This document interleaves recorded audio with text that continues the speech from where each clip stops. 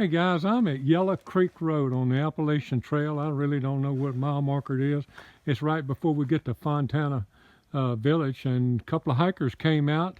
Actually got YouTube stuff and had been following mine, one of them, and give them a cold drink and ask them if I could interview them. You know how I do. I don't like to ask a lot of questions till we actually walk up and get the information. So they've agreed to it, so I'm going to walk over here and get some information. Let me talk to this guy first. What's your name? I'm Chili Head. Chili Head, and where are you from? I'm from originally upstate New York, but my adult life, basically, I've been living in Florida. How did you get? I came from Williston, Florida. How did you get the name Chili Head? Back in the day when I was in the Navy, years back, a bunch of guys used to always bust on me because I would be making a lot of hot things, and like I made a really hot chili one day, and they're like, man, this thing's gonna blow my head off like a chili head. That's what we're calling you from now on, Chili Head. Wow, that's cool. That's very cool. So I've kept it ever since. Well, we're from Louisiana, so I know about that hot stuff. You know, we cook a lot of jambalaya and chilies and all that. There you go. How long you been thinking about doing the trail? Since I was a kid. I mean, Really? I grew up near the trail up in the Catskills and Taconic State Parkway, going to like Taconic State Park and Lake. There was always a road that crossed over and it said Appalachian Trail, a bridge. And then there's a couple other places I know up on Massachusetts where it crosses over the Turnpike, and I've always seen them as a kid. I've done a lot of hiking and stuff and in the past as a kid, and camping as a kid, and just always wanted to. Had the opportunity, so I took it. Well, now when you get up there, then you got something to look forward to. I guess you'll have some friends and family that come out maybe and could help. I'm hoping to. I mean, I got my sister, my oldest sister Valerie. She lives up there in Statsburg, New York, the house that we all grew up in. She bought it for my mom. And then my twin sister Michelle, she's actually, her husband's following a couple people and trying to keep up with me through Gut Hook. Mm-hmm. And they're up in Sudbury, Massachusetts. So I'm hoping to hook up with them. My brother's here in Somerville, South Carolina, so I know that's not close to here, but yeah, but it's within a state or two range. Yes. And when you're dealing with 2,200 miles, it's close. Exactly. Now you said you've been following the channel. Yes, I have. How'd you find the channel, and what'd you feel like you learned from it? I found the channel just through all the research and everything for the past year and a half that I've been doing before getting on the trail. And I just love watching all the interviews of all the thru hikers that you interview and stuff. And I've been keeping up with it for pretty much good 14, 15 months at least. I watched all of 2018, 2019, all your interviews and episodes. Great. And Yeah. I caught the first interview you just had with the Yeah, people that you were. Yeah, Sunshine and Right, Bluegrass. Sunshine wow. and Bluegrass. I watched that the other night, actually. It was on his phone. Appreciate your father. No, Yeah. that was actually, it was on Screwball's phone. We were watching this while we were sitting in the shelter there. Look like you're dialed in with the pack. Tell me a little bit about your pack, what kind it is, and what do you think you carry, and weight-wise? It's just a REI 50 liter. I don't know the name brand, Okay. or what they call it, but I started out with about 47 pounds. Okay. Because I really don't have a whole lot of kind of like support people to mail me stuff and send me things, you know, to pick them up in different areas. Right. So I'm pretty much carrying everything. I've only resupplied one time with food. Your buddy next to you, I'm going to talk to him about that, because he just told me that, and I'm just like, wow. Yeah, I started out with about 12 days of food in the beginning, and I resupplied in Hiawassee. Wow. Off of whatever that creek Dix road. Creek? Dix yeah, Creek? Dix Creek. That's where I went into Hiawassee and resupplied and took a zero. That was my first zero. No, second zero, I'm sorry. It was my second. But, and then right now I got probably about 6 days worth of food in me.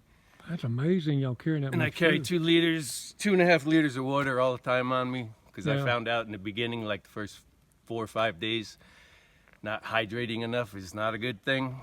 And that'll get dialed in the longer you go, because there's certain parts of the trail that you can basically carry 1 liter from water source to water source. Right. That'll happen later.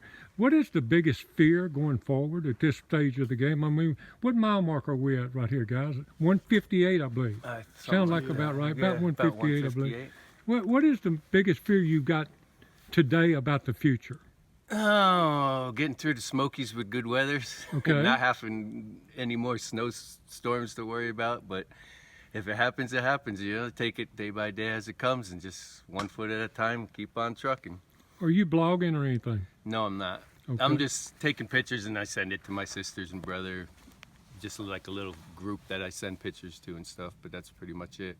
If somebody's watching this, and you know I always say this, if somebody's watching this and curious about one piece of advice that you, having completed 158 miles of the trail this year so far, in all your planning and all, what would you tell them to really consider prior to hiking? Do a lot of research and definitely dial your pack in. I mean, you can spend all the money in the world on all the great top stuff, but in the long run, in my opinion, I don't think it makes that much of a difference unless you're like a real ultralight packer and all that.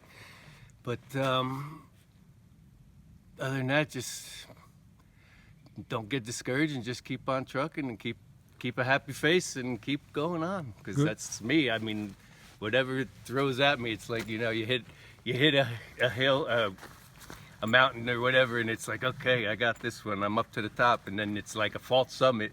You got 2 more of them before you really reach the top, and it's like, all right, whatever, throw some more at me. I'm ready for it. You know, you just got to have a positive attitude and just keep on taking the day to day. I know when I Believe hike, she talked about that a lot, about the false summits, and then began to say, you know, that AWOL and all kind of lies every now and then. It just kind of tweaks you for the next hill, but it ain't the last hill. Right. Anybody you want to say hello to before I turn to your buddy and talk to him? Absolutely. I'd love to say hello, and I love you to my sisters Valerie, Michelle, and my brother Vance, and to my, I guess you could say, semi-girlfriend out in Arizona, Vivian. Shout out to her too, because I know they've all been keeping up, and I've been telling them about watching your channel because I might be interviewed on there. And hey, we got you. Here we are. Got you at mile 150. I will definitely be shouting out to them to come to get on the channel and watch now. Oh, good. I'm glad we met you. I'm glad I just happened up here, guy. Y'all know how it happens. We just drove up here. I got to meet Screwball and them in an hour or so, and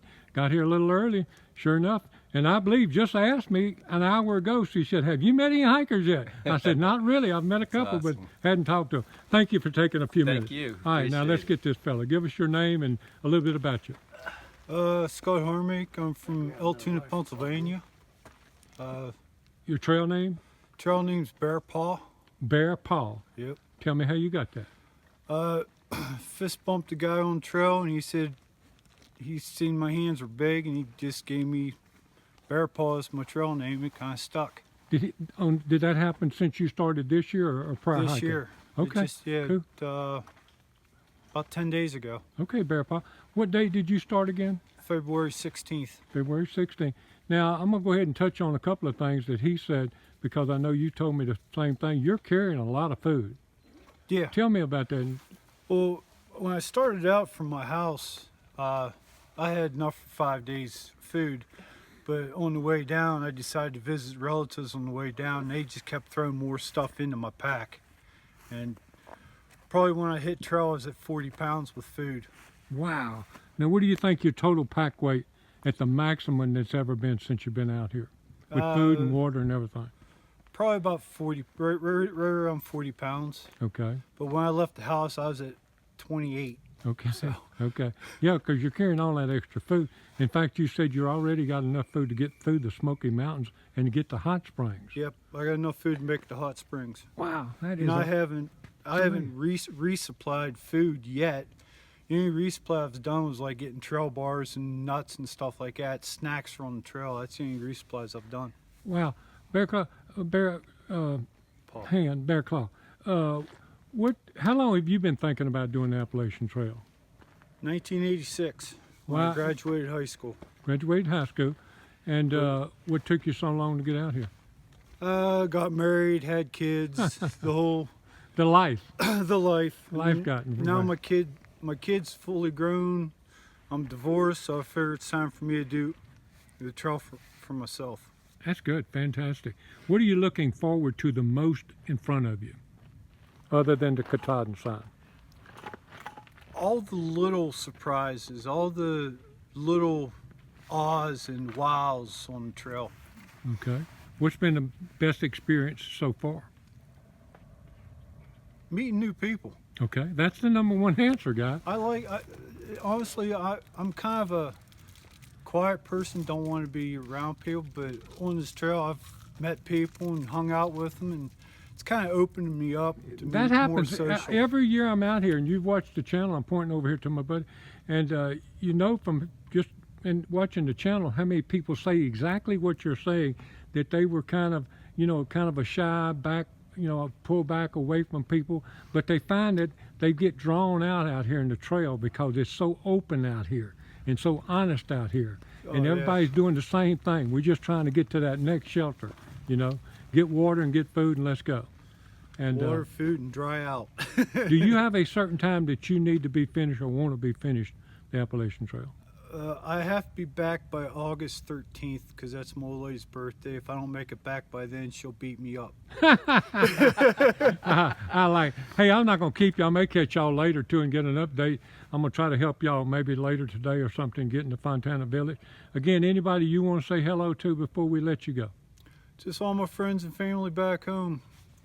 I'm Okay. doing good. Congratulations on 158 miles or so Thank you. far. You're looking good, and you got a good attitude. I think you're going to make it all the way to Katahdin. God bless both of y'all, guys, and God bless every step you take between here and Katahdin. God bless Hope you. to see you up the trail. If you see the truck, stop and holler and get a cold drink. Absolutely. Thank you, Thank Jimmy. you.